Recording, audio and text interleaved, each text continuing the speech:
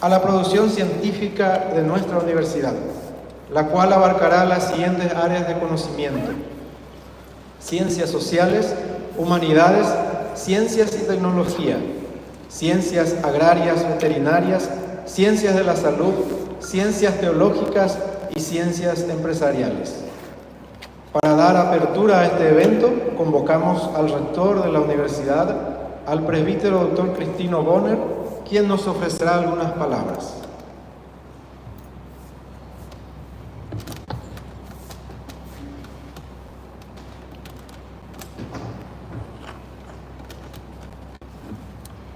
Muy buenas noches a todos los presentes. Les doy la más cordial bienvenida una vez más, además de Arnaldo, que nos ha invitado y nos ha dado la cordial bienvenida, y sobre todo agradezco que representantes de todos los campus, menos de buena parte de los campus de las unidades pedagógicas, están presentes. Le agradecemos mucho. Sé que el camino que han emprendido para llegar aquí a Asunción es un camino largo, y no sé si en esta misma noche también retornarán. ¿Sí? Encarnación, Villarrica, Santa Rita, San Ignacio Misiones, por mencionar algunos. Estarán ausentes otros, pero no me lo tomen a mal. Por eso quiero agradecer una vez más. Aparte de nosotros, estamos aquí en casa, los vicerrectores que me acompañan, miembros del consejo, la consejera que viene de lejos, San Ignacio Misiones. Sobre todo quiero agradecer de que representantes de ANEAES están compartiendo con nosotros un tema tan interesante y tan importante, y que también quiere decir: la Universidad Católica sí toma en serio esta vara altísima que los que nos antecedieron en este proceso de formación, mencionamos, son 65 años de historia. Hay un largo camino, hay mucho camino andado, y el tema de la acreditación como la primera universidad aquí en el país, la primera universidad acreditada, es un orgullo, no solamente para la Universidad Católica, sino un orgullo para el país. Hay que verlo así, no hay que verlo como competencia solamente, sino verlo como un camino, un paso muy importante que da la educación superior en el país.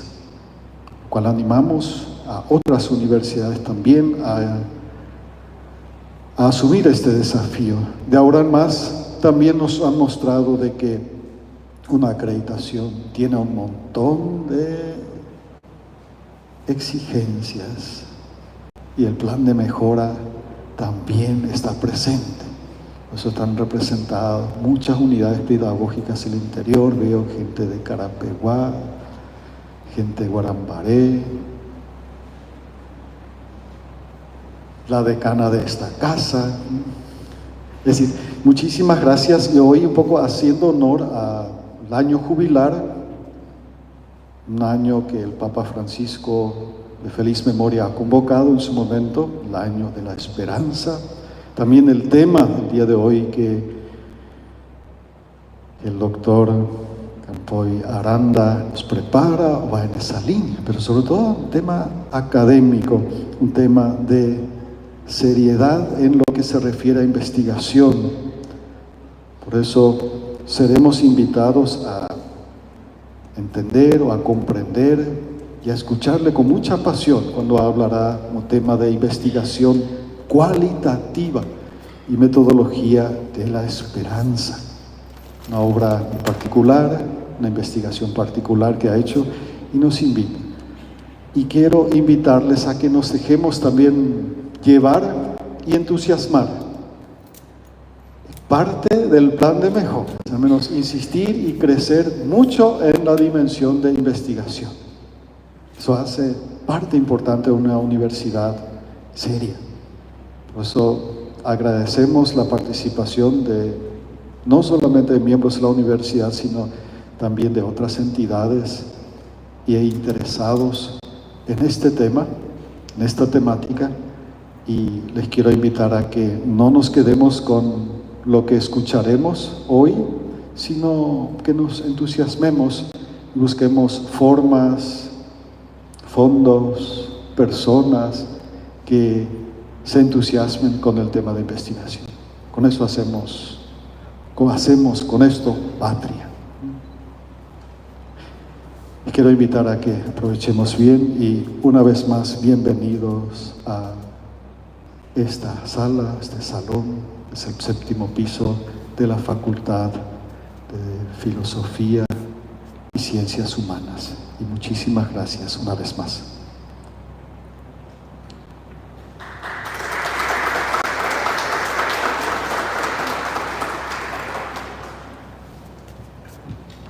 Muchas gracias, Padre Cristino, rector de nuestra universidad, por estas palabras al inicio de este evento.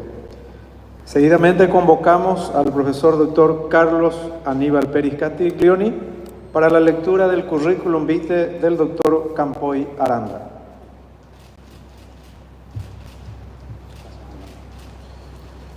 Muy bien, muy buenas tardes, muy buenas noches a todos y a todas.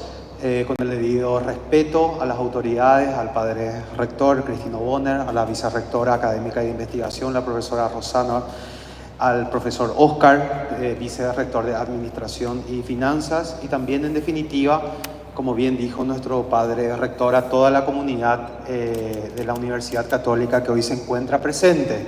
También quiero nombrar a mi muy querido amigo, a Gerardo Jara de la ANEAES, y también a la profesora Silich, que también viene en representación de la ANEAES. Bueno, hoy nos juntamos para abordar una de las 3 patas que significa la educación superior universitaria. Y cuando decimos de las 3 patas, estamos hablando de docencia, estamos hablando de extensión y estamos hablando de investigación.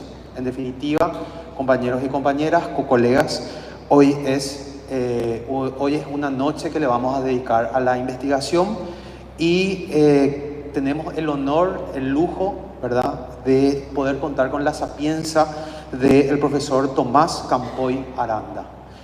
El profesor Tomás Campoy Aranda nació en Jaén y es un enamorado de su tierra, su arte, sus costumbres y su paisaje. Al mismo tiempo se considera un ciudadano del mundo. Realizó sus estudios de maestro en la Escuela Normal Padre Póveda de Jaén, obteniendo el título de maestro nacional, profesión que ejerció durante más de 2 décadas y que describe como la mejor decisión de su vida. Se considera una persona con suerte, pues trabaja donde le gusta, donde quiere y en lo que quiere. Apasionado de la docencia y la investigación, disfruta inmensamente de sus clases y de la relación con sus alumnos, valora especialmente la amistad y la familia. Compaginando el trabajo y el estudio, se licenció en Filosofía y Ciencias de la Educación con la especialidad en Orientación Educativa por la Universidad de La Laguna en Tenerife. Posteriormente, se especializó en Orientación Familiar en la Universidad de Navarra y se formó en psicoterapeuta en la Universidad Pontificia de Comillas en Madrid. Realizó sus estudios de doctorado en la Universidad de Granada y obtuvo el título de doctor en psicopedagogía por la Universidad de Jaén en el año 1995. Durante más de 20 años fue profesor titular de métodos de investigación en la Universidad de Jaén, participando en grupos de investigación y programas de doctorado. Ha impartido cursos de doctorado y postdoctorado en universidades de Paraguay, Cuba, Argentina, Brasil, México y España. Ha dirigido más de 50 tesis doctorales y en la actualidad continúa dirigiendo varios trabajos doctorales en distintos países, especialmente en Paraguay. Es conferencista habitual en universidades europeas e hispanoamericanas. Autor de más de 30 libros y numerosos artículos en revistas especializadas, su obra Metodología de la Investigación Científica, Manual para la elaboración de tesis y trabajos de investigación, fue publicado en Paraguay contando con 4 ediciones. Actualmente tiene en prensa Investigación Cualitativa, Metodología de la Esperanza, tema que justamente hoy nos va a desarrollar. Ha participado en múltiples congresos nacionales e internacionales y ha colaborado como psicoterapeuta en diversas ONGs. Es presidente de honor del Consejo Independiente de Protección de la Infancia. Sus actuales líneas de investigación se centran en el ámbito psicoeducativo, con especial atención al bullying escolar y a la prevención del suicidio en adolescentes. Honestamente, es un verdadero placer y honor hoy tenerle al profesor Campoy, así que un fuerte aplauso para el profesor.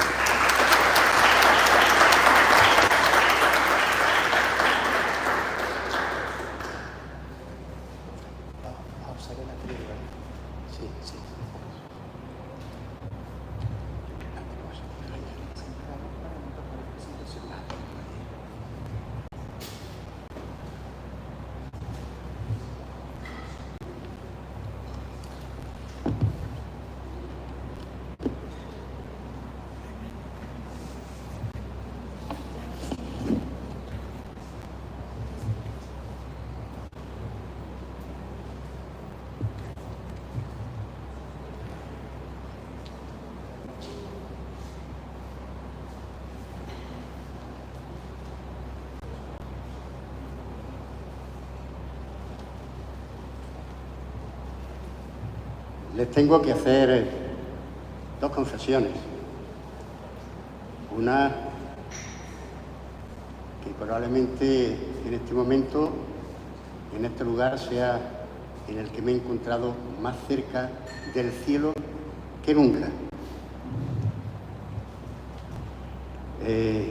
Hay que felicitar al arquitecto y su equipo, que fue capaz de construir este escenario fantástico, acogedor, y felicitar también a la Universidad Católica, ¿verdad?, por disponer de esta instalación, ¿no?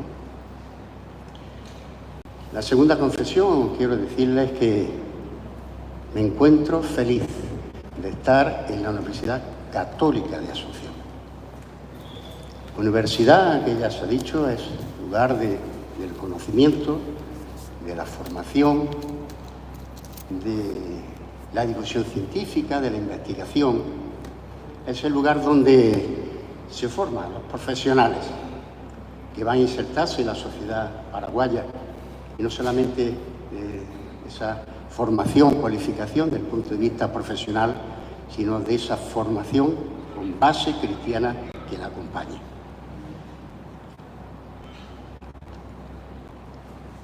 Por otro lado, habla de la universidad, es decir, que siempre uno se va a sentir joven. La universidad tiene ese elixir de que nos sentimos joviales, alegres, motivados, ilusionados, es la universidad, es la academia. En segundo lugar, Universidad Católica. Las dos primeras universidades aquí en Hispanoamérica, recordemos que fueron la de Santo Tomás de Aquino, en República Dominicana, y la Universidad Pontificia de México, 1531. Años más tarde ya vino la de Harvard, pero ya fue en el año 1636.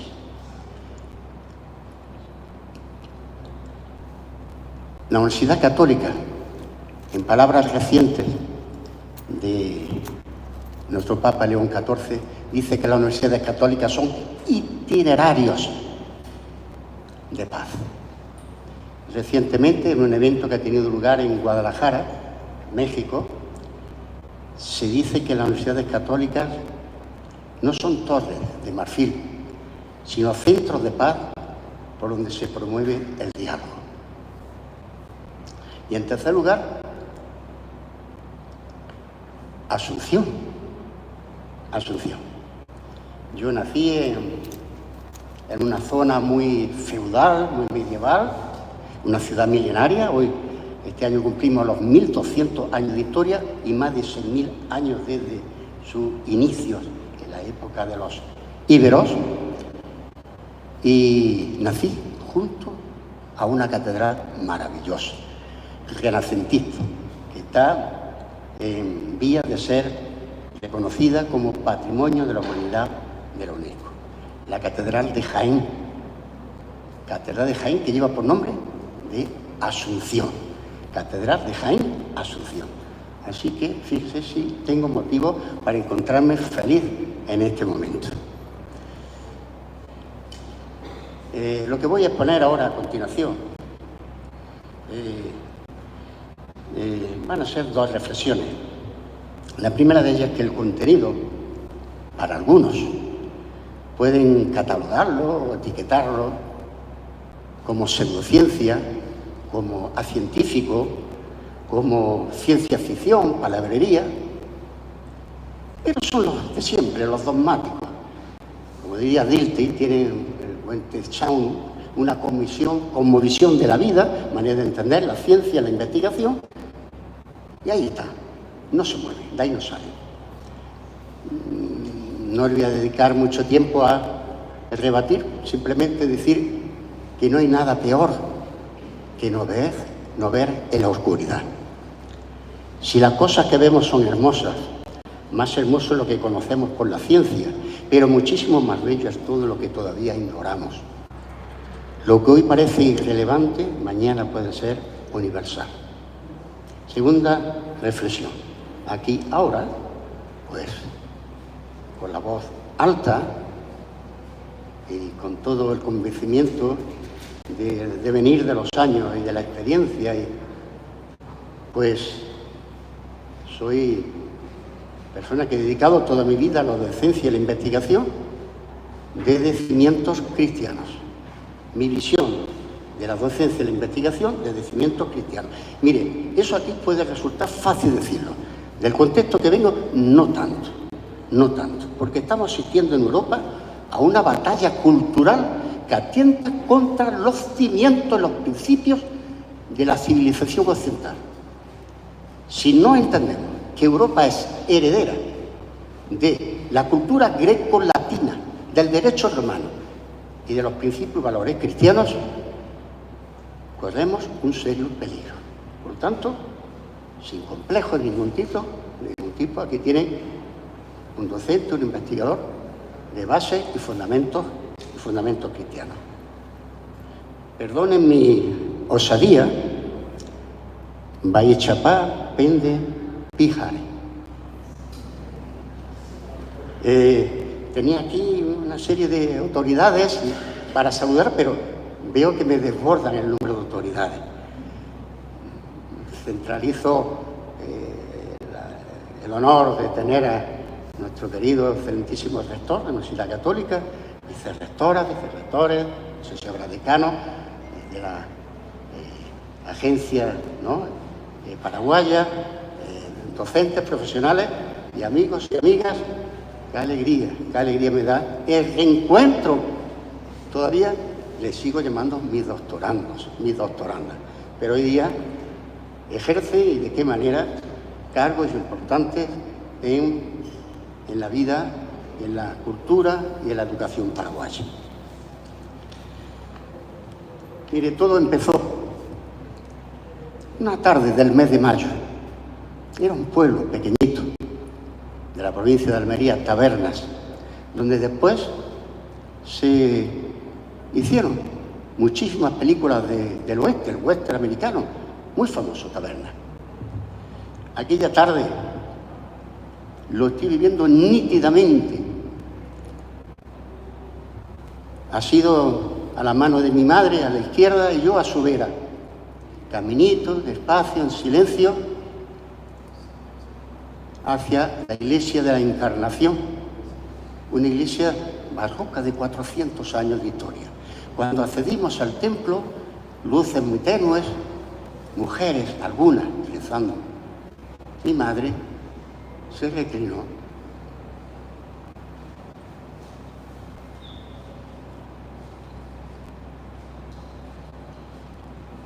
A mi izquierda. Yo a su derecha. Probablemente era la primera vez, con 4 años, 5, que me arrodillaba. Y hubo un tremendo silencio. Y escuché una voz. ¿Qué tengo yo que mi amistad procuras? ¿Qué interés te sigue, Jesús mío? Que a mi puerta cubierta de rocío, pasa las noches del invierno a oscuras. Arrancamos, como no, para establecer unas líneas de lo que es la investigación cuantitativa y cualitativa, ¿verdad? Nuestro referente, el mundo griego, evidentemente.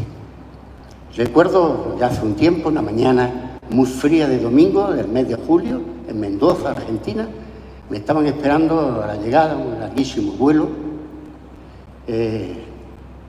colegas de la Universidad de Cuyo.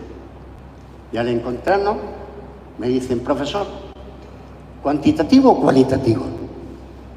Y yo me quedé mirándolo. Dios mío, yo pensé que me iba a decir: vamos a hacer una visita guiada a las bodegas mendocinas y después vamos a compartir un asado. Ya le preguntaba eso, les preocupaba eso de cuantitativo o cualitativo. Bien. Decimos que vamos a arrancar de la época griega. 3 grandes filósofos: Platón, Aristóteles y Sócrates. Vamos a Platón. Voy a medir muy bien, con mucha precisión, las palabras. Platón. Platón, podemos decir, en términos actuales y desde la distancia, que probablemente sea el pionero de esto que llamamos ahora populismo. Eso que está tan incardinado en dictaduras populistas. Bueno, ¿qué nos propone Platón? Platón es un obsesivo de la precisión y de la medida, 2 términos evidentemente cuantitativos del método científico. La obsesión de la precisión y la medida, porque todo tiene que permanecer constante, por si se cambia no se puede medir. Y su discípulo, Aristóteles. Podríamos decir que Aristóteles es el antecesor del pensamiento liberal, de la democracia liberal, con una idea interesantísima. Y nos dice, y quiero decirlo muy alto, él nos dice que primero es la ley y después los ciudadanos. Si alteramos el orden de los factores, el producto sí cambia, porque estaríamos hablando cuando el pueblo se antepone a la ley, estamos hablando de dictaduras. Bueno, ¿qué es lo que nos propone Aristóteles? La realidad múltiple. Las cosas, los fenómenos cambian, se modifican. Estamos viendo ya los antecedentes de un pensamiento desde la objetividad, palabra que nos va a perseguir a lo largo de los próximos minutos, y de la subjetividad. Uno será el antecedente remoto de lo que será luego la investigación cualitativa, el método científico y la investigación cualitativa. Bueno, pues vamos a dar un salto y vamos a ver brevemente los albores, lo que hizo posible que apareciera la investigación cuantitativa. Pasamos. Muy bien. Renacimiento, como dice la palabra. Renacimiento. Volver a nacer, renacer. ¿Qué implica este movimiento importante en torno al siglo XVI? El Renacimiento es la mirada hacia el mundo de los clásicos. Y donde el hombre aparece como centro. Antropocentrismo. El hombre como centro, frente a la etapa anterior, teocentrismo. Estamos hablando de la etapa anterior, la Alta Edad Media, periodo que lo vemos perfectamente reflejado en las construcciones, ¿verdad? Las catedrales. El románico se caracteriza por la interioridad. No tiene vidrieras para procurar, pues eso, la oración, el contacto íntimo con Dios, la desconexión del mundo. Luego ya llegó el gótico con las vidrieras que rompen con ese paradigma. Pues salimos de un periodo de cierto oscurantismo donde la educación estaba en manos de monasterios, monacales, el pueblo era francamente inculto, ¿verdad? Bueno,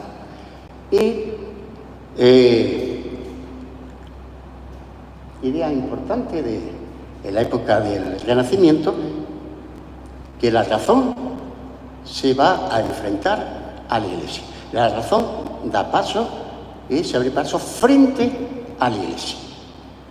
Bien, y figura a destacar Galileo Galilei. Ya se había descubierto el telescopio, era un gran observador, ¿verdad? Y su teoría heliocéntrica, cuando dice que la Tierra no es el centro, es un planeta que gira en torno al Sol. Menuda revolución en la época. Un poquito más tarde, siglo de las luces, conocido también como Ilustración. Ahí vemos una imagen de la época, Ilustración, que aparece en Francia, Alemania, en los círculos donde se reunían los intelectuales de la época a discutir, a contrastar figuras tan conocidas como Voltaire, Rousseau, Montesquieu, Descartes. Y lo que busca el siglo de las luces es busca elevar el nivel educativo, por un lado, y la felicidad de las personas. Aquí ya se fragua los principios de lo que sería después la Revolución Francesa: liberté, igualité, fraternité. Y de nuevo se acentúa la separación Iglesia-Estado. Positivismo. Padre del positivismo, Auguste Comte, padre de la sociología moderna, francés, hijo de padres católicos. Y él abandona el catolicismo. Hombre de carácter agrio, irascible, parece que terminó en un manicomio, tuvo riñas frecuentes con su mujer porque era una gran intelectual, la competencia, ¿verdad? Y incluso vino a poner orden permíteme la expresión, el desmadre de la Revolución Francesa. Y él incorpora un término crucial,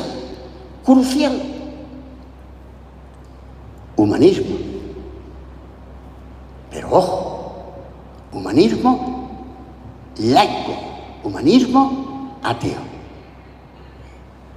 Se pone uno a pensar, Dios mío, ¿es posible un jardín, un parque, un jardín sin flores, un cielo en la noche sin estrellas, un mar, un océano sin agua?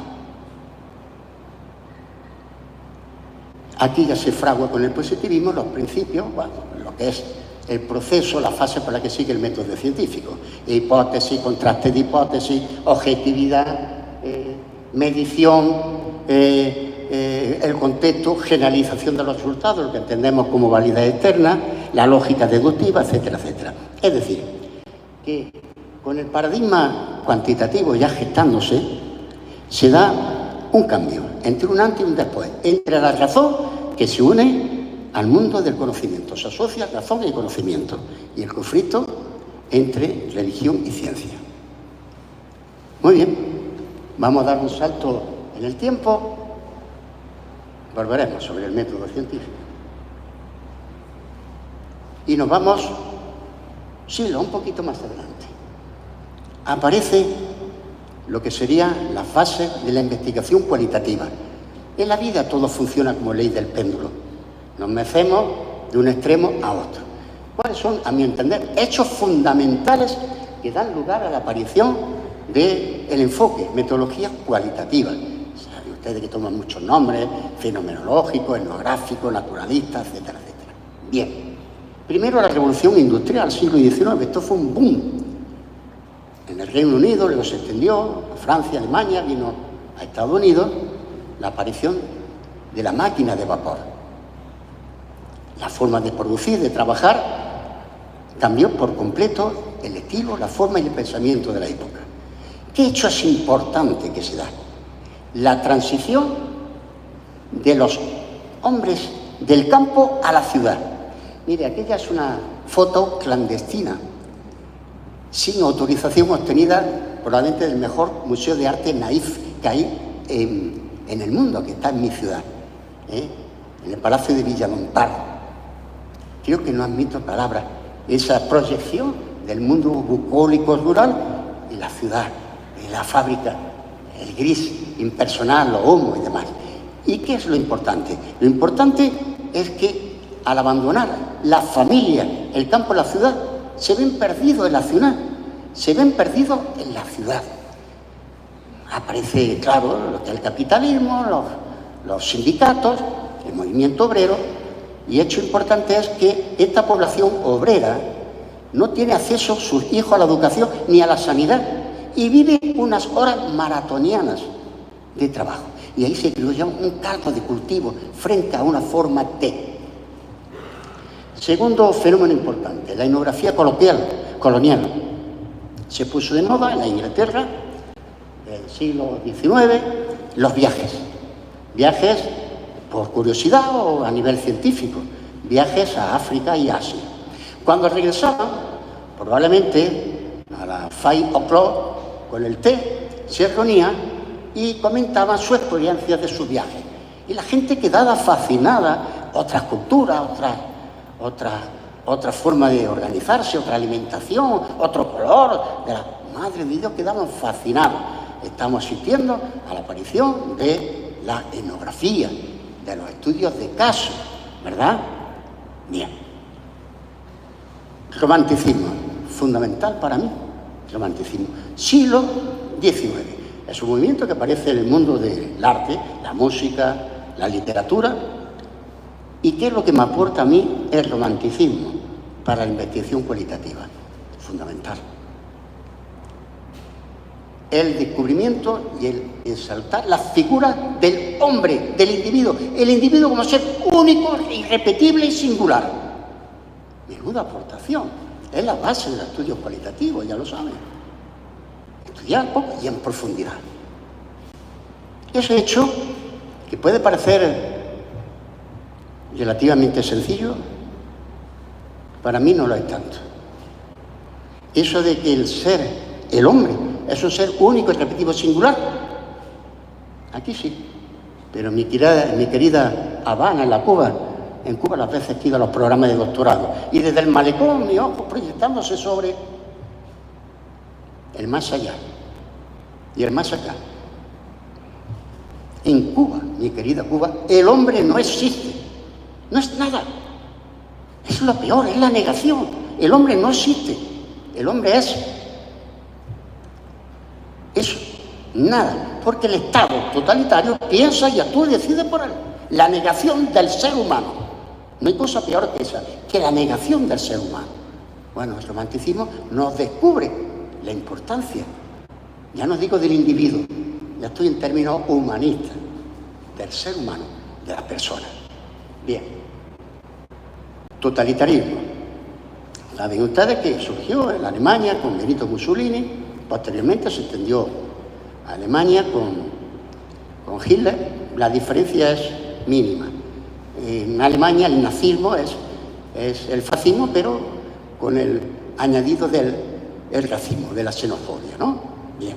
¿Y qué me llama la atención sobre el totalitarismo? Que es la negación de la libertad, que es la negación del hombre.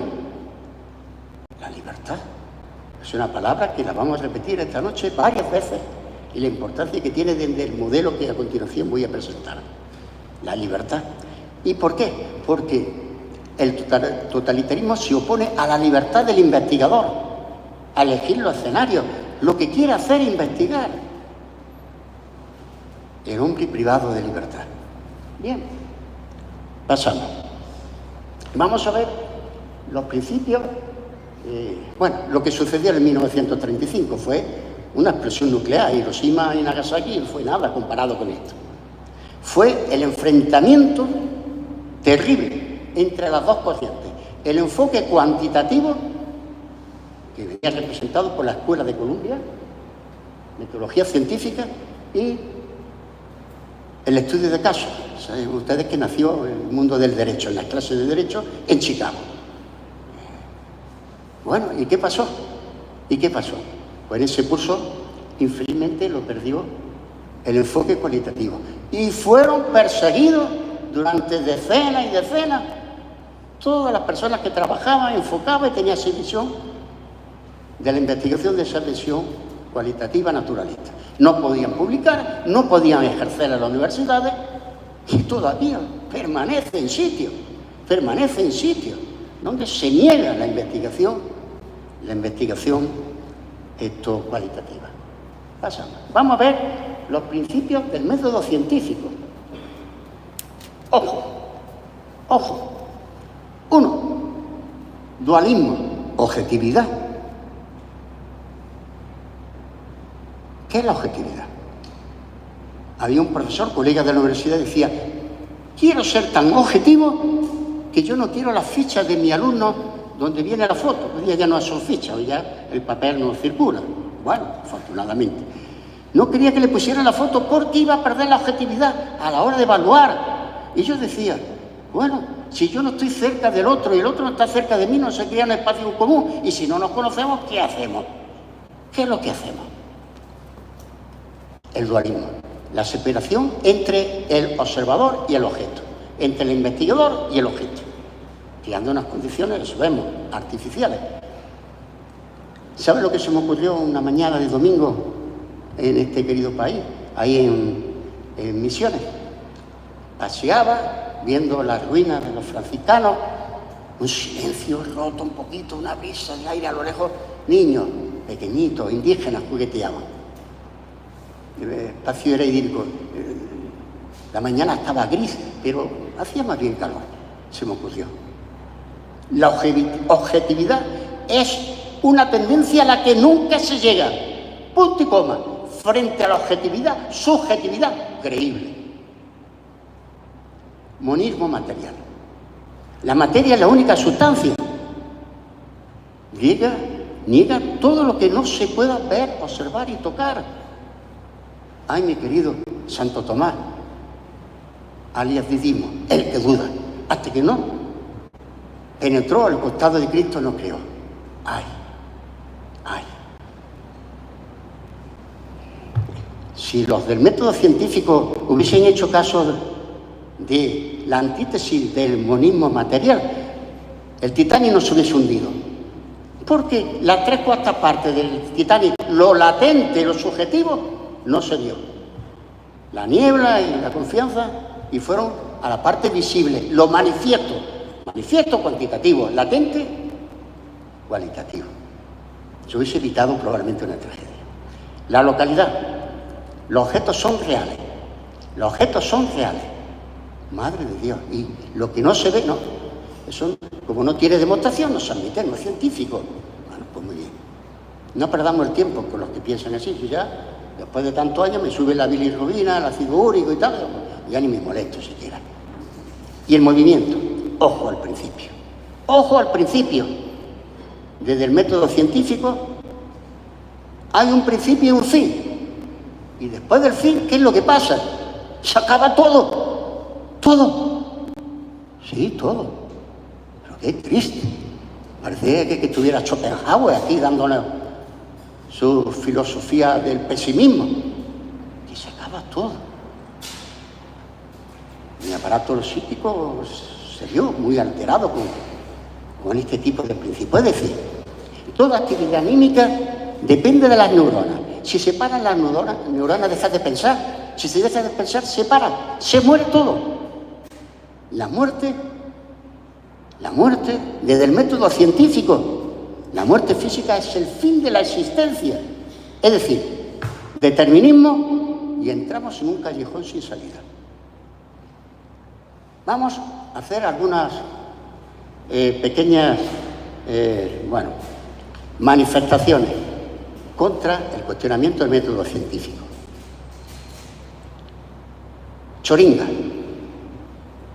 padre de la física moderna, 1930 y algo y tal. Bueno, de Viena, austriaco, y nos dice: la ciencia actual nos ha conducido por un callejón sin salida. La actitud científica ha de ser reconstruida. La ciencia ha de rehacerse de nuevo. Sudowska, Marie Curie, que toma el nombre de su marido. Esa señorita, que vestía muy raro y llegaba a la clase, a la Sorbona, se sentaba en primera fila. No hablaba con nadie. Y crea un elemento de la tablet de Mendeleev. Como era polaca, ¿qué nombre le dio? Polonio. Premio Nobel de Física, Premio Nobel de Química, y su marido también Premio Nobel de Física. Y nos dice: Marie Curie, para mí un científico no está lejos del artista. Prigogine, ruso, nacionalizado, naturalizado belga. Dice, estamos llegando al final de la ciencia convencional, la que conocemos. Esto es la ciencia determinista, lineal y homogénea. Fernando Solater, gran filósofo español, hace un par de años sufrió un atentado, salvó la vida, salía de la casa, iba a misa, como era costumbre por la mañana en Madrid, y una bala le atravesó, no murió, milagro, seguro. El atentado, yihadista, iraní. Bueno, ¿y qué nos dice este hombre que es, para mí, admirable? Es un científico, es un físico, es un filósofo enorme. Dice, la imaginación es imprescindible para el artista, para el científico. Mirar Cuadra, físico, es una eminencia española. Da gusto escucharlo, vive, y es un conferenciante. Dice, pienso, dice Vidal Cuadra, la trascendencia va más allá que la bioquímica. Ojo la palabra, quédense con ella, trascendencia. Y me voy a detener un poquito en una figura que me fascina. Juan Carlos Ispizúa nació en un pueblecito al lado de Albacete, Ellín, cerca de donde yo vivo, de donde es Andrés Iniesta, aquel que nos dio el gol del Mundial, es de allí. Bueno, nació en una familia muy humilde, su padre lo abandonó muy joven. Su madre tuvo que sacar a los dos hermanos adelante.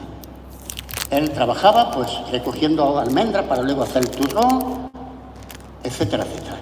Y comentaba, qué envidia me daba, pero envidia sana, de ver mis compañeros que iban a la escuela y yo no podía ir a la escuela, tenía que trabajar.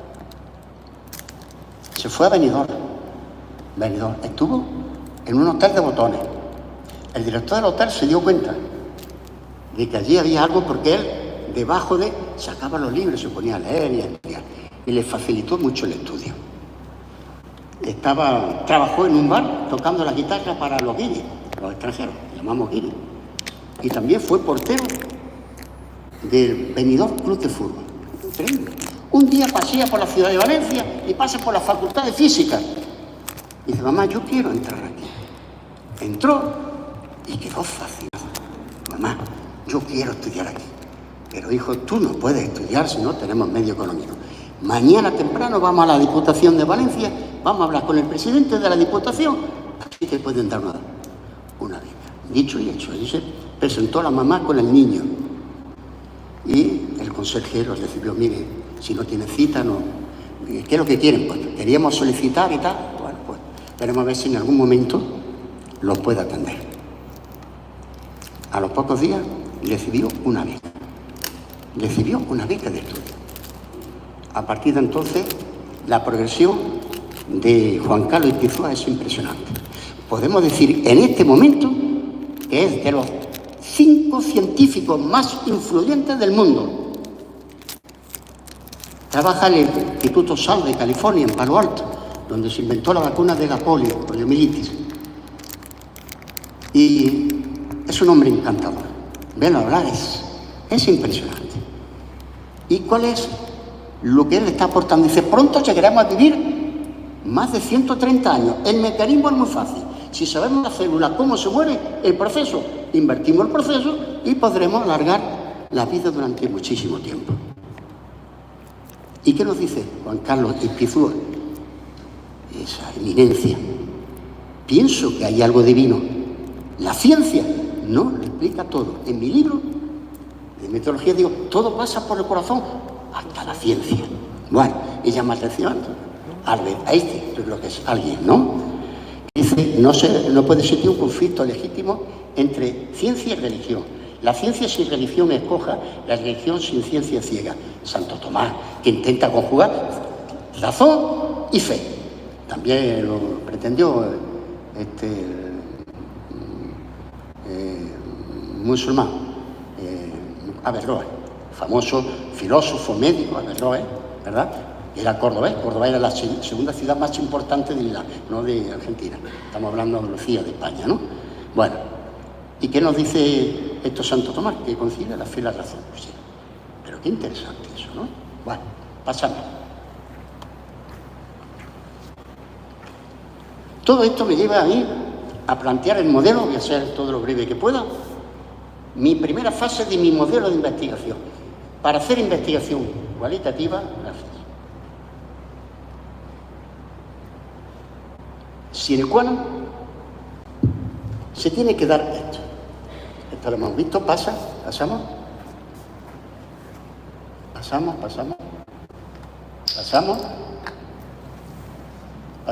Ahora la tenemos.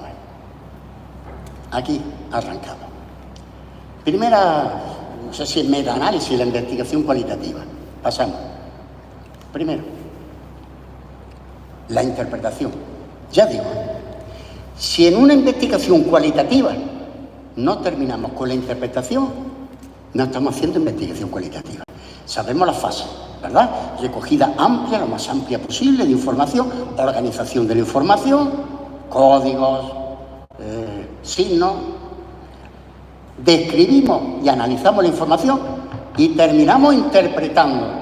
Si no interpretamos, no estamos haciendo investigación cualitativa. ¿Qué es interpretar? En términos un poco, interpretar es hacer consciente lo inconsciente, en términos freudianos. ¿Qué quiere decir eso?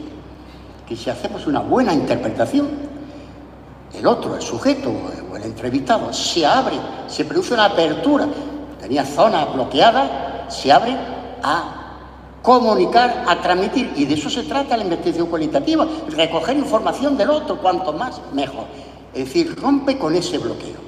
Bien, se puede imaginar aquella tarde fría, muy fría, en una calle de Viena buscando dónde estaba el Museo de Sigmund Freud, antes que en una calle empinada, aparece a lo lejos Museo de Sigmund Freud. Madre de Dios, a mí me impactó mucho. Otra debilidad que tengo. Víctor. Era de familia pudiente. Su padre era, creo que había sido ministro del gobierno austriaco. Y contaríamos muchas cosas de este personaje. Pero nos dice, era muy mal estudiante y muy travieso, parece ser, según cuentan de él. Una mañana, a las 4 de la mañana, sonó el despertador. Despertador. Ese que guardo yo todavía en mi casa. El despertador que todos los días a las 6 de la mañana mi padre ponía, porque había que darle cuerda, y lo ponía para levantar mi hermana y a mí a estudiar. Suena el despertador y está muy perezoso Víctor. Víctor está muy perezoso. Dios mío, ¿qué hago? Tengo un examen. Si sigo durmiendo, voy a suspender. ¿Y si me levanto? ¿Y si me levanto? Y ahí, deshojando la margarita, decide levantarse y preparar el examen. Y cambió su vida. Cambió su vida. Psiquiatra que empezó ya a tomar mucho renombre en la época. En Viena. Judío. Amenazado por el nazismo. De hecho, le dijeron, profesor, le podemos buscar un salvoconducto para que salga hacia el Reino Unido, Inglaterra o Estados Unidos. Y él dijo, no, yo quiero seguir la suerte de mis compañeros. Vio morir a su padre, a su madre, a su mujer, a su hermana, en un campo de concentración, Auschwitz, donde vio el dolor y el sufrimiento del ser humano. Aquellos seres que morían con la nieve hasta la cintura, poniendo travieso del ferrocarril, en los barracones, en las condiciones que estaban. Y un día se le ocurre a él empezar a escuchar el dolor y el sufrimiento, la comunicación de sus coleguillas. Y el ritmo, el número de suicidios empezaron a descender. Surge la logoterapia. Es el padre del existencialismo, es Víctor Frank, el que nos dice, judío, el gran problema del hombre es que ha sacado a Dios de su vida. Es el vacío existencial. ¿Se imaginan ustedes haciendo cola para entrar en el café central en Viena? Con un frío terrible, empezado a nevar, yo no notaba nada, si nevaba esperando a entrar en el café de entrar. Cuando entro, Dios mío, estilo rococó impresionante, el violín, el piano, Europa profunda, un estilo, una elegancia. Yo me quedé, era el lugar donde iba Víctor Frank a tomar el café. Cuando yo me reencontré con aquello aquí, el maestro, qué emoción tan profunda. Ferdinand Saussure, ginebrino, suizo, ese que se nos atragantó, en la época que éramos estudiantes. Víctor Frank, la palabra, el logro, la escucha, la escucha. Por cierto, hablando de la escucha, me permite un paréntesis, di una conferencia aquí, en el Congreso de los Diputados, hace unos años, sobre el suicidio. Dije, mire, le voy a traer teoría, la última sobre la tendencia del suicidio, pero yo le voy a dar la respuesta del suicidio. Ustedes conocen un personaje en la literatura española, don Juan Tenorio. ¿Conoce la figura de don Juan Tenorio, doña Inés y tal? Bueno, pues, siglo XIX, ¿no? Se enamora, él viene de Flandes, era un enamoradizo, por lo visto tenía un don de palabra atractivo y tal, y la chica jovencita se enamoró de él, un amor imposible, porque su padre, que era un señor, y el otro, pues, no era bien visto, un amor imposible, hasta tal punto que se retan el padre de ella y don Juan. Los retos en el siglo XIX acababan en muerte, En mi ciudad hay un sitio, la Paz del Pósito, donde hubo lugar un reto el siglo XIX a muerte. Era propio del romanticismo, era propio, una característica del romanticismo. Hay novelicos que lo recuerdan. Bueno, y resulta que, claro, él maneja el sable y mata al padre de doña Inés. Madre de Dios, terrible. Empieza a sufrir una crisis enorme de conciencia porque, claro, ella se suicida. Al ver que él ha matado a su padre, se suicida. Y hay una escena fantástica. En el cementerio se suele representar la noche de los difuntos, el día 1 o 2 de noviembre. Y él va al cementerio. La escena es increíble. Desesperado, angustiado, de rodillas delante de la tumba de doña Inés, su amada, y dice estas palabras: clamé al cielo y no me oyó. No dijo llamé al cielo, clamé. Ahí tenemos buena parte del mecanismo que lleva al suicidio, que llama a la puerta y que no te abre y no te recibe nadie. La escucha, la necesidad de comunicar. Yo tuve una paciente, infelizmente se suicidó porque era bipolar y demás, ¿no? Cuando le ingresaban en el hospital psiquiátrico, la llevaban a la fuerza dando gritos, iba gritando y decía don Tomás, y los psiquiatras decían, pero ¿quién es don Tomás? Y entre los pasillos ella gritando, don Tomás, la persona que me escucha. Era mi paciente, de una ONG. La escucha. Bueno, eso sí, lo importante cuando habla del doble plano de contenido, ¿verdad? El signo lingüístico, el plano de significado. ¿Qué es lo importante que tiene? Cuando estamos escuchando el discurso del otro, tenemos que saber leer entre líneas. Entre líneas. Una rosa puede tener un doble significado. Un momento amoroso, delicioso, que se lo dedica a tu persona amada, querida y tal. Pero la rosa también puede ser que la has cogido y te has pinchado y has tenido una experiencia desagradable. Es el doble sentido de las palabras, el doble sentido del discurso. Se requiere experiencia, evidentemente. Pero ahí es donde tenemos que estar, lo que hacemos, investigación cualitativa, ser capaz de captar todo eso. Y ahora vamos al otro. El otro lo he puesto con mayúscula. A mí me fascina. Cuando conozco a Paulo Freire, creo que en Brasil hay 3 personas, el querido, añorado y recordado Pelé, el cantante Roberto Carlos y Paulo Freire. Pero Paulo Freire también despierta mucho odio y rechazo en Brasil. Él fue perseguido por la dictadura, estuvo en Sudáfrica, estuvo también en Chile, bueno, todas esas zonas. Muy bien. Y empiezo a leer a Paulo Freire. Empiezo a leer. Yo estuve en Recife. Me invitaron en la Universidad Federal de Recife, donde hay una cátedra, y él fue prorector, vicerrector, y allí estuve con ellos hablando. La verdad es que un discurso que enamora, que fascina. Pero en mis noches que tengo yo, Señor, que me amistad procura, hay algo que no me cuadra. Vio muchos componentes de populismo. Yo tuve muchísima formación marxista porque estaba de moda en la Universidad de La Laguna, en Tenerife. Mucho, estaba de moda en la universidad. ¿Era marxista o no era nada? Y claro, cuando me puse a pensar, me surge teología de la liberación. Atrayente, sí o no, la liberación, bueno, la pedagogía del oprimido, la pedagogía del que no tiene nada, del humilde, del pobre, Dios mío, aparentemente seduce, pero hay algo que no me acaba de gustar. Yo había estudiado muchísimo marxismo y escribo. Primera reflexión. El marxismo es incompatible con los valores del humanismo cristiano. Humanismo cristiano. Por la propia teoría que propugna, por la realidad social, sociedad utópica. Ya se lo dijo Vargas Llosa a su íntimo García Márquez.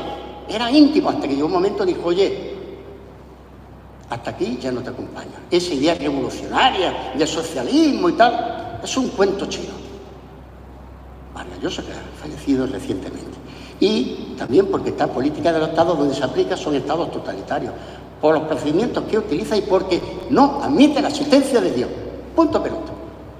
Y ahora sí que he hecho mano a un argumento poderoso, probablemente con Santa Teresa la intelectual más grande que ha tenido la Iglesia, el Papa Joseph Ratzinger, el alemán. ¿Y qué nos dice Ratzinger? Condenó en 1984 la teología de la liberación por uso de principios marxistas y su asociación con movimientos políticos. Es decir, el marxismo propone un humanismo, como decía mi profesor, tenía una gran amistad, era una persona muy intelectual valenciano, el profesor Enrique Barreguer. Decía, Tomás, todo marxista ha pasado por una etapa de humanismo. Las noches que yo me tiraba en Tenerife, con textos marxistas, se me rompía el alma y el corazón. Yo no podía entender lo que entendían por concepto de familia, de propiedad privada, de lucha de clases. Qué barbaridad, esto me echaría a mí en la cabeza. Claro, el humanismo se centra, así a secas, en el hombre, en bienestar social. Humanismo cristiano, el centro es Dios, valores y principios cristianos, bendito sea Dios. Y pasamos a la segunda fase. La segunda fase es que ya derivo directamente el humanismo cristiano. Resumí en pocas palabras lo que es el humanismo cristiano, metafísicamente imposible. Pero voy a dar una pequeña idea. Lo condenso en 3 palabras importantísimas. Bueno, estos son humanistas, el amo de Rotterdam, Juan Luis Vives, el valenciano, todos los grandes humanistas europeos. Antes, un poquito antes, no sé si estará ahí, la diapositiva. Bueno, les digo los principios aunque no aparezca. Dignidad, alejado del individualismo, derechos humanos y obligación y compromiso con los demás. Y la dignidad significa el respetar la vida del que no ha nacido en la muerte digna. Es decir, obviamente se opone al aborto y se opone a la eutanasia. Ojo, decirlo aquí a lo mejor, en mi contexto no es tan fácil, porque en este momento se prepara una ley en nuestra Constitución para blindar el aborto como un derecho de la mujer. Punto pelota. Libertad, segundo principio, para elegir el bien. La justicia, la tolerancia, el pluralismo, la paz, la solidaridad. Deriva que todos somos hermanos porque todos tenemos un mismo padre. Amor y compromiso. Solidaridad, la que yo conocí en mi padre.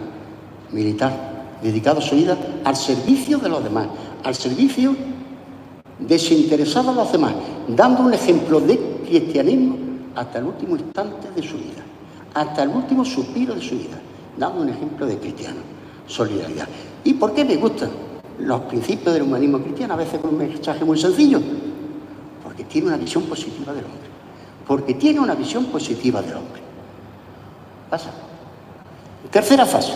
Casualmente, cae un día en mis manos un documento, un texto de física mecánica cuántica. Digo, Dios mío, de mi vida, física. Si esto es matemática pura, matemática. Dios mío. Y empiezo a leer textos. Y hay 2 palabras que me seducen de la física mecánica cuántica. Se puede imaginar la actualidad que tiene ahora. Es que estamos viendo artículos todos los días y no está en la prensa. 2 principios. Uno, que acaba con el determinismo. ¡Oh, qué alegría! Y el carácter subjetivo. Bendito sea Dios. Todos los que voy a decir son premios Nobel de física. Rutherford, neozelandés, padre de la física moderna. Descubre el átomo, los electrones, cargas negativas, protones, positivos, los iones, partículas alfa, beta, gamma, etcétera, etcétera. Y ahora van a ver que 2 principios. Díganme si estos 2 principios no nos conmueven el espíritu, el alma. Primer principio. Todo es energía. Y la energía ni se crea ni se destruye. Es el principio de la conservación de la energía, de francés Lavoisier. Dios mío, que la energía ni se crea ni se destruye, se transforma. Madre de Dios, se transforma. Ay, pobres deterministas. Y yo me pregunté, en las noches, ¿se transforma y en qué se transformará?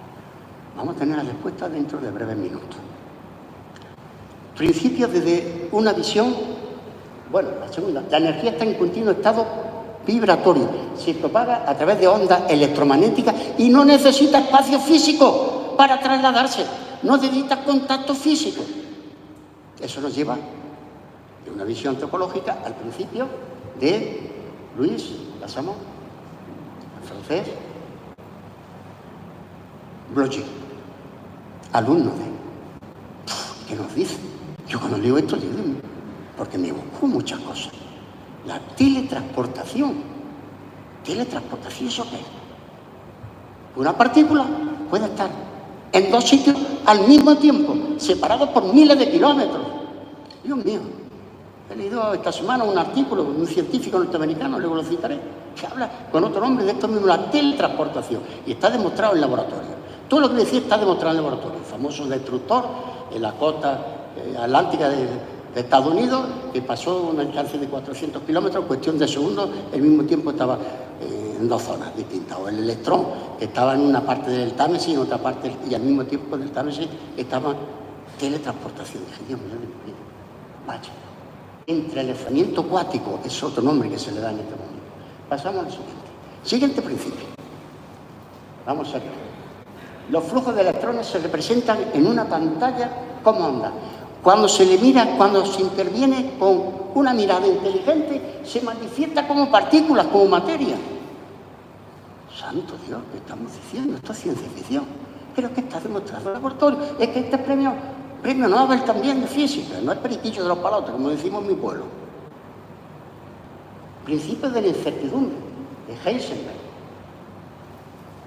Principios de la indeterminación, rompe con el determinismo. En un mismo instante no se puede medir ni la velocidad ni la posición de una partícula. Pasamos. Más principios, alguno más. Fíjese, el quinto. Avalado por Einstein y avalado por un ateo, Hawking. El tiempo es circular. Aquí empezamos a encontrar las claves. Desde el punto de vista del método científico, del materialismo, el tiempo es lineal. Presente, pasado, presente, futuro y se acabó. Futuro y se acabó. Y ahora nos dice la física cuántica que el tiempo es circular, que solo existe presente.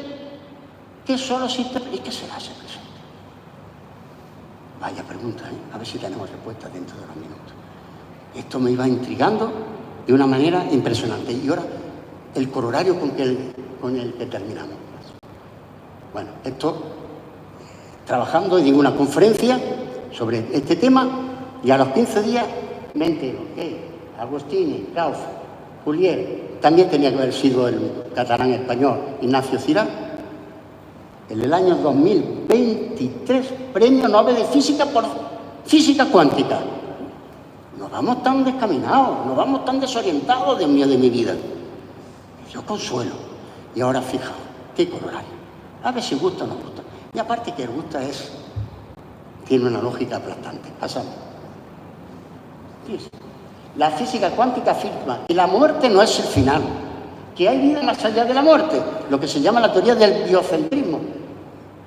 Robert Lanza es un médico científico americano, tiene 60 y pico de años, que nos habla de la teletransportación, del biocentrismo, la teletransportación. Vaya mensaje. Madre de Dios, hermoso Nuestra Señora de Guadalupe, qué mensaje, qué cosa. Bueno, pues pasamos, vamos terminando ya. Y me hace crear ese modelo, que pasa por esa fase. La primera fase es de lo que es la base, los cimientos de la metodología cuántica de investigación, el humanismo cristiano y lo que aporta la física mecánica cuántica. Y ya ahí sí que me descubro. Ahí me descubro. Esa es ya una aportación de la casa. Trascendencia. ¿Qué será eso de la trascendencia? Pues vamos a ver. Entro en una crisis existencial, ontológica, espiritual, terrible. El libro, que tenía que estar terminado, a falta de una frase, una palabra, se paralizó durante un año. Por donde iba, que tengo yo, Señor, que mi amistad procura, obsesionado, paralizado, bloqueado. Y digo, Dios mío de mi vida. ¿Creo en el subjetivismo? Sí. ¿Creo en el relativismo corriente? Sí. Todo verdad, todo mentira, todo depende del color, ¿cierto? La sensación térmica de un paraguayo en el sitio o en Oslo de 10 grados se muere de frío. Para un noruego o un finés hace calor. Y viceversa, si vienen aquí, viven esa experiencia. Todo es relativo. Dios mío. ¿Todo es relativo? Sí. Entré en una crisis terrible. Y un día, domingo, no había amanecido, me desperté. Vamos, desperté porque yo seguía despierto en la cama. Me levanté, me fui a mi despachito, tengo mi ordenador, mi pantalla grande, y yo trabajo con lápiz. Creo que ahí traigo mi lápiz de maestro escuela, lápiz. Bueno, yo trabajo, mi papelillo, y me vienen 2 palabras. Dios mío. Mando un WhatsApp, a mi mujer no para uno despertarlo, un WhatsApp a un alumno venezolano doctorando, ya es doctor. Su mujer, una eminente médico cardiovascular. Es una mente privilegiada. Tenemos una amistad enorme, un cariño en la persona excepcional. Digo, Juan, ya tengo la respuesta. Relativismo sí, pero relativismo regulado. ¿Y qué es eso de regulado? Es muy fácil. Hay cosas, hay principios, valores que no se discuten, son per se. La solidaridad, el amor, la verdad, la justicia, la libertad. Eso no se discute, eso comúnmente, universalmente aceptado. Entonces Dios no es subjetivo, no es... Depende de cómo se... No. Dios es la verdad absoluta. No necesita demostración, no necesita evidencia, pero es Dios. Dios existe porque es Dios. El relativismo es regulado. Les puedo decir que me sentí bastante liberado. Termino con una frase. Se le atribuye a Einstein. Dice que, bueno, pudo ser o no pudo ser. No sé si está por aquí, la frase de Einstein. Bueno, la dedicó a su sobrina. Me parece que no... Bueno, estará aquí. Aquí está. La energía más potente del universo por encima de la atómica es el amor. Albert Einstein. Vaya. Y ahora me dirán ustedes, llevo un rato hablando de metodología cualitativa. ¿Y qué hay de metodología de la esperanza? Yo voy a pedir la venia, a ver si me dan permiso 2 o 3 horas para que hable de la metodología de la esperanza. Y no me van a soportar eso. Hay muy buena gente y tienen una paciencia infinita. No voy a abusar de su paciencia. Solamente voy a necesitar 2 minutos. La mejor manera para mí de expresar lo que es la metodología de la esperanza. Lo llamo Esperanza eres tú, canto a la vida. Vamos a poner un tono musical, si es posible, de fondo suavecito. Debe estar ahí.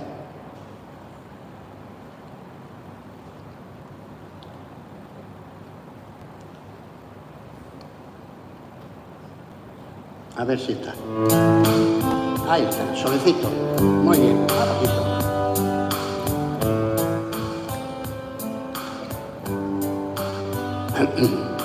Si tú me preguntas qué es la esperanza, esperanza eres tú, cuando abres los ojos al mundo con ronroneo de nana, mirada de ensueño de amor repleta, mecida por las manos amorosas, abrazada por lazos maternales, y es que eres única, libre, deseada, irrepetible, anhelada. Creo en tu fragilidad, en tu dignidad, porque se vuelve fortaleza, en tu poder de transformar lo imposible en real, lo lejano en familiar, la sombra en rayo de luna, como el águila que al volar convierte el cielo en promesa. Creo en ti, porque eres vida, vida de la vida, magia que une pasado y futuro en un entorno, en un eterno presente, bajo la mirada de Él, quien lo hizo todo, solo por amor. Te contemplo y completo tu esencia en mí. Esperanza eres tú, que cambia el desaliento en aliento, desierto en vergel, oscuridad en luz.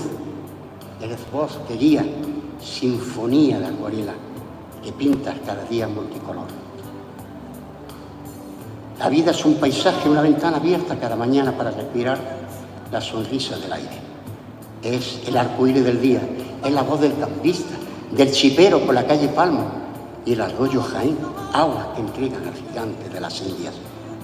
Esperanza eres tú, el lanzar de la mujer galopera, pintada de sonrisa en carmín, que convierte lo cotidiano en belleza y el olor a tierra en lluvia perfumada. Te encuentro en la floresta, cuando el sol despierta a la luna, que duerme y renace en Paraguay, y la naturaleza proclama lo grande que lo hace Dios.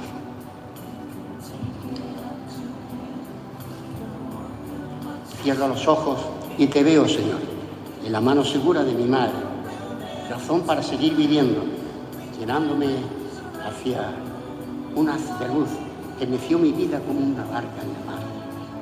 Esperanza eres tú, cuando la noche se hace terciopelo y el presente se vuelve eterno. ¿Qué es la esperanza? Y me preguntas a mí.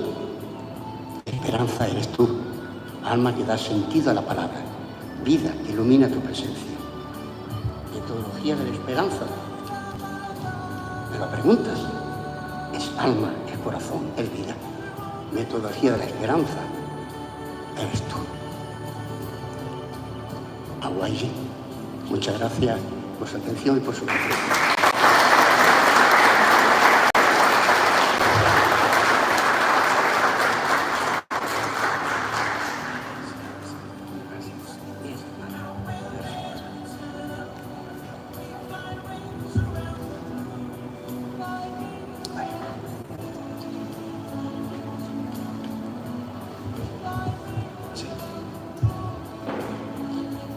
Muy bien, le agradecemos mucho por su magistral conferencia, profesor. Ahora nos gustaría abrir un espacio a las preguntas, generar por sobre todas las cuestiones un intercambio de ideas. Así que no sé si alguien tiene algo que comentar, algo tiene alguien que decir, le vamos a acercar el micrófono. El auditorio está un poco tímido. Ahí va. Podemos hacer, si quieren, una ronda de preguntas, ¿verdad? A lo mejor 2, 3 preguntas. Muy bien. Buenas noches, Carlos Bedoya de la Unidad Pedagógica San Ignacio Iguazú. Estuve, maestro, escuchando atentamente su ponencia. Me trajo a la memoria una investigación que hicimos en el primer semestre con los alumnos de enfermería, con los alumnos de salud. Y era, a ver un poco cuáles eran las prácticas, tratando de llegar a entender cuáles son los sentimientos de un enfermo terminal que espera que su enfermero le asista, pero que le respete en su, vamos a decir, en su trato de su cultura, en el trato de lo que es para él el hombre del campo, en su familia, sus rezos, nosotros decimos los remedios, vamos a decir, vegetales, populares, etcétera. ¿Cómo tratar a un enfermo terminal? Siendo desde el punto de vista de la enfermería, no del médico. Y nosotros dijimos, esto es cualitativo, o sea, no se puede hacer cuantitativo. Va a decir, a ver, ¿quiénes son enfermos terminales acá? ¿Quién sufre más? Vamos a medir, ¿no? ¿Verdad? Entonces, fue una experiencia muy interesante, teniendo en cuenta que en los libros de metodología hay gente, o escuelas que dicen la investigación cualitativa no existe, dice algunos, ¿verdad? Así como... Ahora, ¿cómo se hace o hay revistas que publican este tipo de investigación? Porque cuando uno dice investigación cualitativa, ya como que se prende una luz roja ahí y te miran de otra manera. O sea, hay buena experiencia y buena salida, hay un mecanismo para la publicación de este tipo de investigaciones. Muy bien, muchas gracias. ¿Hacemos a lo mejor 2 preguntas más? Sí. Sí. Sí, claro. Bueno, ha habido un poquito así de eco, de reverberación, pero he entendido básicamente 2 cosas, ¿verdad? Una, ciertamente, vaya pregunta, ¿cómo asistir a un enfermo terminal? Probablemente el mejor oftalmólogo del mundo que ha habido ha sido Basaquer, doctor Basaquer, la famosa clínica Basaquer de Barcelona, el mejor del mundo. Estuvo en África haciendo operaciones de cataratas, una eminencia, creía todo en la escuela, ¿no? El profesor Basaquer muere en el año 1927 y le preguntan ¿qué es el ejercicio de la medicina? Y la respuesta que él da: el ejercicio de la medicina es un acto de amor. Seguro que Basaquer tampoco conocía a Indaliez, el gran pedagogo paraguayo, cuando viene de Francia y con la idea y tal. Figuras respetadas en la historia de la educación paraguaya, y le preguntan que qué es la pedagogía, y también dice que es un acto de amor. La forma en cómo se encara la muerte desde el profesional, acompañarle como persona, en silencio, mirándole a la cara. Los silencios hablan, la mirada habla, consuela, transmite serenidad. Y si se acompaña con alguna palabra que procede en ese momento, porque se nos ha olvidado decir, bueno, y se trasciende, ¿qué trasciende? Eso daría lugar a otra conferencia. Probablemente, no lo digo yo, es gente con mucha autoridad, a seres de luz. Seres de luz.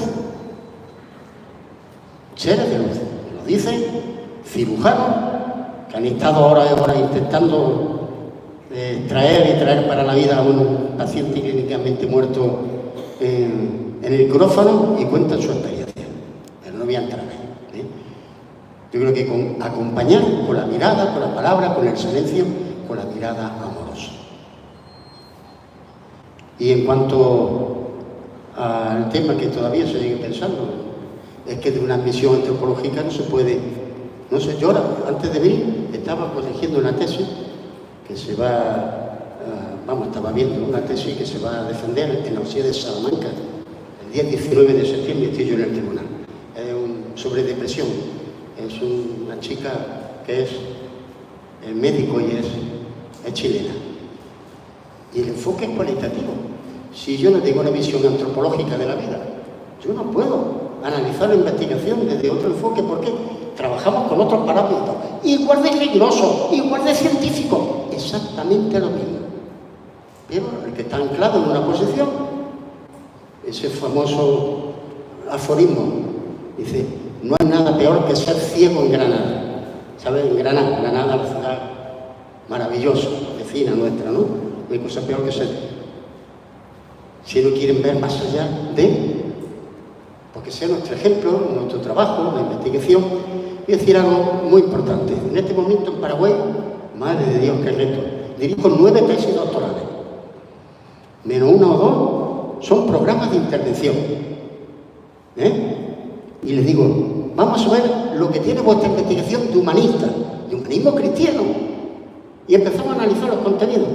Trabajar en un centro penitenciario con mujeres, ansiedad, estrés, personal de bata de blanco, de personal sanitario, trabajar suicidio con programas de intervención en centros educativos. Y punto seguido, digo, parece poco la aportación que estáis diciendo científica, también desde un enfoque cualitativo, cuantitativo y cualitativo. Pero es que el valor que tiene la palabra, por eso decía, al principio sonidos guturales, después la palabra y luego los números. Que la palabra lo puede todo, los médicos lo saben perfectamente. Esa visión hermenéutica del paciente, del enfermo. Cómo la palabra puede ayudar y contribuir a acelerar los procesos de sanidad de una persona, de salud. Cómo los médicos se dieron cuenta que los excluían de los hospitales porque estorbaban, no, fuera, y ya los dejan casitas a los familiares, a los padres y tal, de comer, los papás, las mamás, porque ese contacto, esa presencia ayuda a la recuperación. Vemos ahí, en este caso, ejemplos, y bueno, comentaba con el padre, con el excelentísimo rector de la universidad, una tesis que me llena de pasión. Ayer, antes de ayer, aprovechaba, claro, entrar a la catedral una vez más, y vi a un personaje, que Dios mío, este personaje me es familiar de los altares ya, la imagen. Ayer pasado me dijeron, mira, esta mañana, mira, esta es la iglesia de Chiquitunga. Una tesis doctoral sobre la figura de Chiquitunga, de una dimensión más psicosocial. Todo enfoque cualitativo, fenomenológico, etnográfico, estudio de casos. Ahí lo tenemos. Un enfoque cualitativo puede ser un aporte importante en ese proceso de santidad. La Iglesia se ha vuelto muy exigente. Bien, pues puede ser una contribución más, lo que es una investigación mediante una tesis. Enfoque cualitativo. Es una misión tremenda, pero apasionante. Estaba en México dando una conferencia en Monterrey, Palacio de Congreso y Exposiciones. Ya saben que en México todo era lo grande, había 2.000 personas. Y ahí, mire, le voy a dar una respuesta, que en el poema lo he recogido al final, poesía poética, ¿no? De lo que es la investigación cualitativa. Digo, ¿ustedes conocen a un grupo musical que enamoró a medio mundo?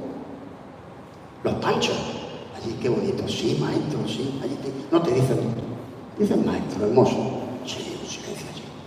¿Usted conoce un género musical que también enamoró a nuestros padres? Que conocen el bolero. El bolero en México.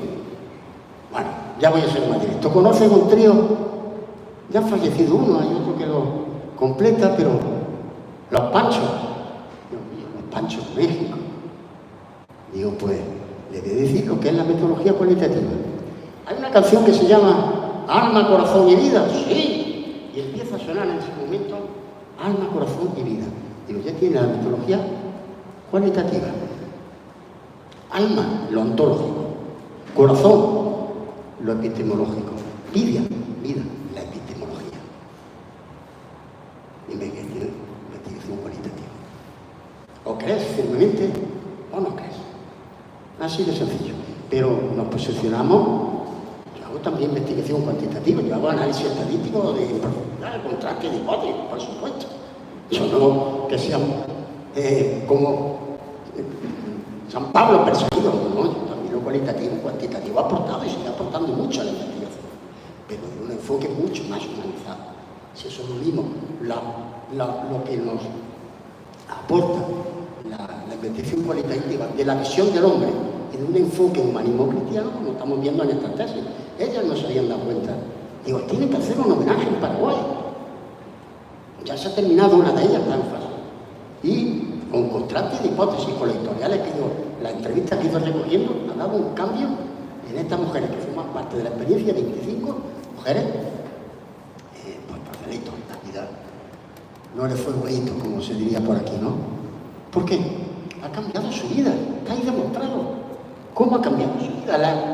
Ha recuperado esta chica, la ha recuperado a través de mes y medio, sesiones terapéuticas, la ha recuperado, entre comillas, la sociedad, para que cuando se inserta a la sociedad no vuelva, que ya tenga un empoderamiento, ya tenga una arma para enfrentarse a esa vida que ha sido adversa. ¿Qué importancia? Si vienen los testimonios recogidos, yo los tengo, de la entrevista, terminado el proceso de intervención, conmueve el alma. Conmueve el alma. Alma, corazón y vida. Y sin complejo. En Europa no hay ningún problema con la investigación cualitativa, ninguno. En absoluto. En absoluto. Se aceptan y punto. En otros sitios, la gran lacra del positivismo. Creen que están en posiciones de la verdad. Si fueran verdaderos cristianos, dirían como principio cristiano es la humildad. La humildad significa sentarse y ponernos a dialogar. Lo decía aquí en Guadalajara, en México, la iglesia, el espacio de la paz que promueve el diálogo. El cristiano promueve el diálogo. No nos cerramos en absoluto, ¿qué va? ¿Por qué? Porque es el otro, es un ser humano como tú, hijo de Dios, que merece todo el respeto. ¿Podemos discrepar? Sí. ¿Es bueno discrepar? En ocasiones, claro que sí, porque el conocimiento puede avanzar, la ciencia puede avanzar. Tenemos que estar en contextos mucho más flexibles. Lo decía antes, que eso por el totalitarismo está la flexibilidad del método científico, la flexibilidad de la investigación cualitativa, de escenario, de cambiar el rumbo de la investigación, de determinar esa libertad que tiene uno para investigar. El otro es un proceso lineal, cualitativo no. Muy bien. Bueno, tengo una mala noticia para darles, pero una buena noticia también para darles. La mala noticia que tengo es que estamos presos ante el tiempo, ¿verdad? Entonces, pero la buena es que dentro de un momento vamos a tener un refrigerio en el que ahí vamos a poder conversar con el profesor y también intercambiar diferentes tipos de pareceres e ideas, ¿verdad? Así que vamos a guardarnos las preguntas porque ya son prácticamente las 9 de la noche y pero no es que vamos a suspender las preguntas, sino que vamos a dejar para unos minutos más tarde, ¿ok? A lo mejor ya de una manera hasta más personal incluso. Así que, bueno, otra vez un fuerte aplauso para el profesor.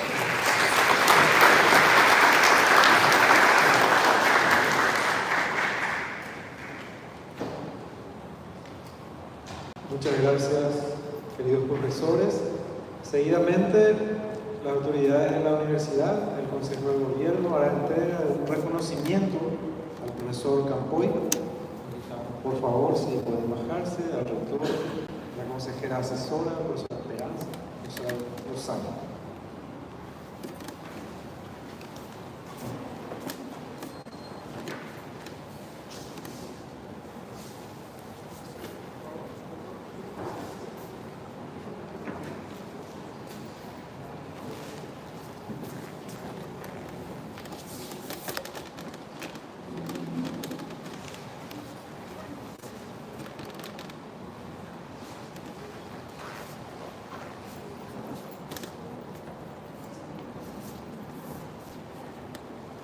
Estamos muy agradecidos y somos los bendecidos en esta ocasión de gran parte de los representantes de las distintas sedes de la Universidad Católica presentes aquí, escuchándole, sobre todo sintiendo su pasión. Y nos entusiasmamos también con el tema de la investigación de distintas carreras, de distintas facultades, las distintas ciencias. La Universidad Católica en su 65º aniversario, año jubilar en particular, quiere hacer un reconocimiento, usted menciona, reconocimiento otorgado al doctor Tomás Aranda por su destacada participación en la conferencia magistral con el tema Investigación cualitativa, metodología de la esperanza. Fue organizada por el Rectorado de la Universidad Católica Nuestra Señora de Asunción, en el marco de los 65 años de su creación. La fecha de Asunción, 13 de agosto de 2025. Agradecemos mucho.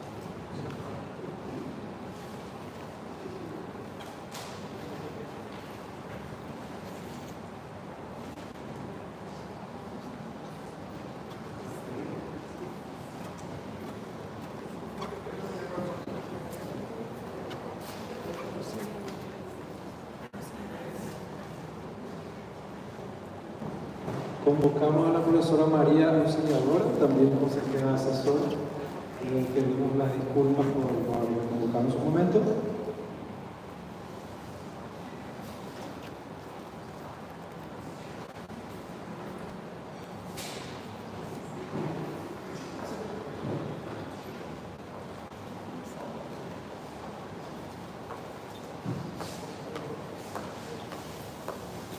Agradecemos a las autoridades de la universidad, al Consejo de Gobierno General,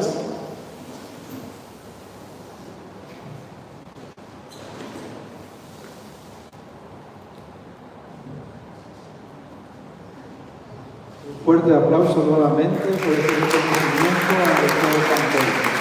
Muchísimas gracias, doctor. Agradecemos de corazón esta participación suya, por honrarnos con su presencia, por compartir su experiencia, la investigación. Muchas gracias.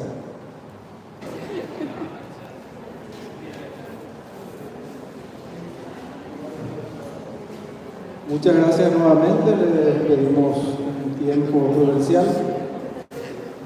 Seguidamente invitamos al profesor Carlos Pérez, quien nos hará la presentación de esta convocatoria que inicialmente habíamos mencionado.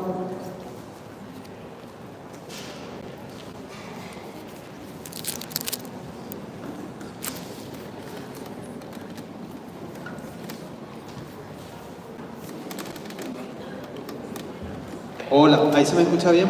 Bueno, no se vayan, espérenme 10 minutitos más, que ahora viene lo más importante, ¿verdad? Que vamos a hacer la presentación de la primera convocatoria de premiación de producción científica. Para hacer la presentación institucional le queremos invitar a la profesora, a la vicerrectora, a la profesora Rosana, para que lea el pronunciamiento al respecto.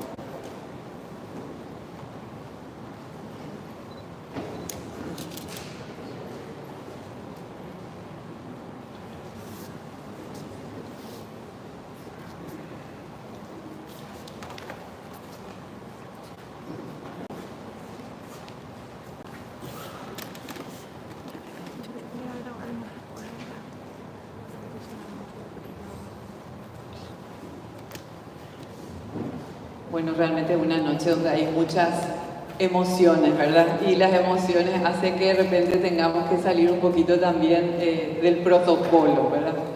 Pero bueno, como nos entusiasmamos mucho con la disertación del profesor Tomás, y realmente nos inunda la alegría en escuchar temas que hacen a estos tres pilares que son realmente sustantivos para la educación superior, y en la cual venimos transitando sobre la docencia, sobre la extensión, y realmente hoy intentamos que pueda latir más el corazón en relación a la investigación, porque mucho necesitamos trabajar en ese ámbito dentro de nuestras carreras y nuestros programas de posgrado.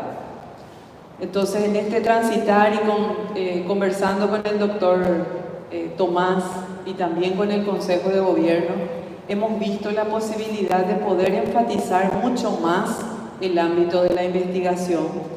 Y entonces, realmente con mucha alegría y con mucho esfuerzo ya de pensamiento, venimos trabajando esto que resulta en una resolución número 153 CB/2025, por la cual se declara de interés institucional la primera convocatoria de la premiación a la producción científica de la Universidad Católica Nuestra Señora de la Asunción, 13 de agosto del año 2025. Vistas la presentación de la primera convocatoria de premiación a la producción científica de la Universidad Católica Nuestra Señora de la Asunción por parte del Vicerrectorado Académico y de Investigación a través de la Coordinación de Posgrado de Investigación, la identificación con la misión de la Universidad Católica del propósito de una convocatoria de fomentar la investigación científica, así como reconocer y estimular la producción de un conocimiento original y de calidad, considerando que la solicitud cuenta con el parecer favorable del Vicerrectorado Académico y de Investigación. Por tanto, el rector de la Universidad Católica Nuestra Señora de la Asunción, en uso de sus atribuciones, resuelve declarar de interés institucional la primera convocatoria de premiación a la producción científica de la Universidad Católica Nuestra Señora de la Asunción, cuya presentación se adjunta e integra a la resolución. Artículo 2. comunicar a quienes corresponda y cumplido archivar. Universidad Católica, presbítero doctor Cristino Bonner Bauer, rector. Ante mí, presbítero magíster Sergio Ayala Viveros, secretario general. Entonces, realmente hemos visto la necesidad de que pueda estar, tenga un interés institucional esta primera convocatoria. Profesor Carlos.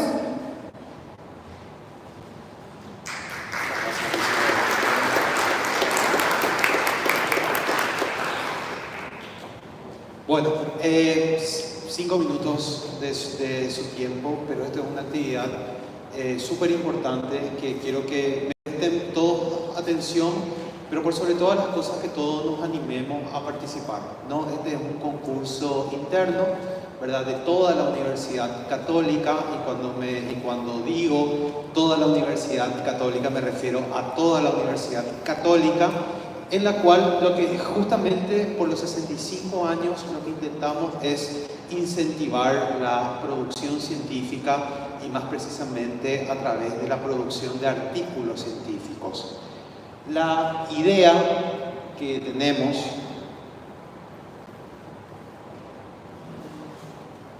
ahí va.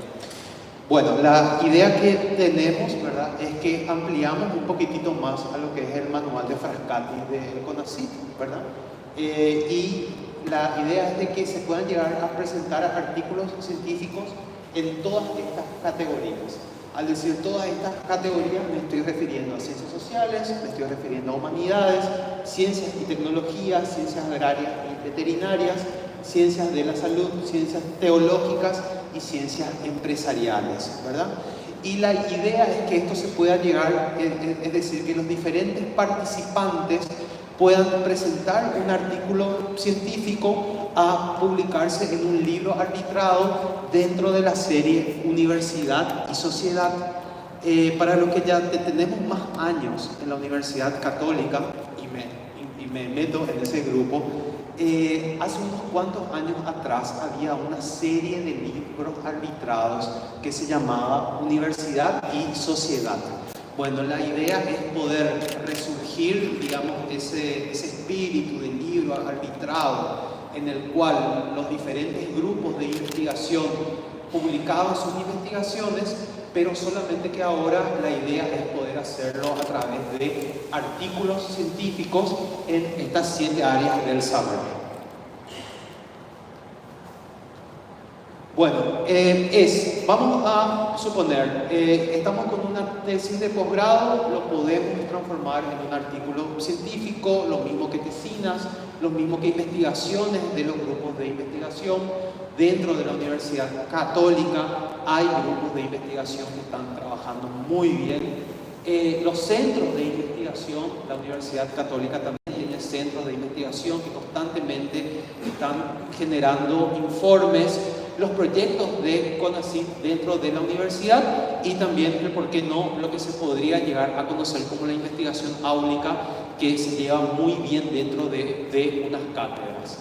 Es decir, así tengas una tesis, así tengas una tesina, así tengas un informe de investigación, un proyecto en desarrollo de CONACYT o un trabajo que están llevando junto con un profesor de investigar algún tipo de estudio de casos. Bueno, la idea es poder presentarse en esas 7 categorías y que los mejores trabajos puedan llegar a publicarse en este libro arbitrado. Y acá están los tiempos, ¿no? Es decir, están las prescripciones. Acá no necesariamente acá no se tiene que enviar todavía el artículo terminado, sino que uno hasta el 29 de agosto, ¿qué es lo que queremos recibir? Lo que queremos recibir por sobre todas las cuestiones son el título y el resumen. Entonces, según el título y el resumen, después vamos a pasar a una capacitación obligatoria. ¿Por qué? Porque la idea no es solamente entrar en una mera competencia o que se publique, sino también vamos a tener para todos los que se inscribieron, que se animan a decir, tengo una tesis, ¿por qué esto no puedo agarrar y transformar en un artículo científico? Entonces vamos a tener 2 jornadas en el que vamos a tratar la escritura científica y justamente vamos a ir viendo caso por caso de todos los que se escribieron, de cómo hacer eso para transformar en un artículo. Es decir, va a haber un acompañamiento también a través de la capacitación. Luego vamos a dar un tiempo hasta el 30 de septiembre para que los artículos se entreguen. Eso después va a pasar por un jurado especializado dentro de las 7 áreas y la idea es que en noviembre de 2025 podamos presentar ese libro arbitrado y que también se puedan exponer los resúmenes de todos los que participaron. Es decir, los artículos que se van a publicar son los mejores artículos en cada área, pero todos los resúmenes que se mandaron también se van a publicar como resumen. Es decir, por sobre todas las cuestiones es una actividad que intenta promocionar, que intenta incentivar, ¿verdad? Pero que también intenta capacitar. Y bueno, acá está un poquito de lo que ya les estaba hablando hace un ratito, ¿no? Es decir, el reconocimiento institucional del trabajo de investigación, la participación de todos los postulantes cursantes en un congreso científico. La idea es que esto no solamente se duerma, digamos, en una biblioteca, sino que se pueda traducir en un artículo y que eso después se pueda exponer. La publicación en un libro arbitrado de la universidad, la premiación en las 7 categorías, perdón por el error, del conocimiento y la capacitación gratuita en investigación científica. Y este es el QR importantísimo que después igual les vamos a hacer llegar personalmente a cada una de las unidades, ¿verdad? En el que acá ya está el formulario de Google Form, en el cual uno ya pone su nombre, el título de su trabajo y el resumen. Entonces, esto es lo que en definitiva todos los interesados tienen que completar hasta el 29 de agosto, ¿verdad? Para poder ya entrar después en la segunda fase, que ya vendría a ser la capacitación y la escritura que nosotros les vamos a acompañar, ¿verdad? Y todos estamos en un proceso de autoevaluación. Todos tenemos que hacer investigación, todos tenemos que promocionar investigación, todos tenemos que escribir artículos científicos, ¿verdad? Y honestamente, esta es una verdadera buena oportunidad que tenemos para hacerlo. Así que les pido por favor que esto puedan transmitir a sus sedes, que esto pueda transmitir a sus diferentes carreras y que se animen a presentar. Muy bien, muchas gracias.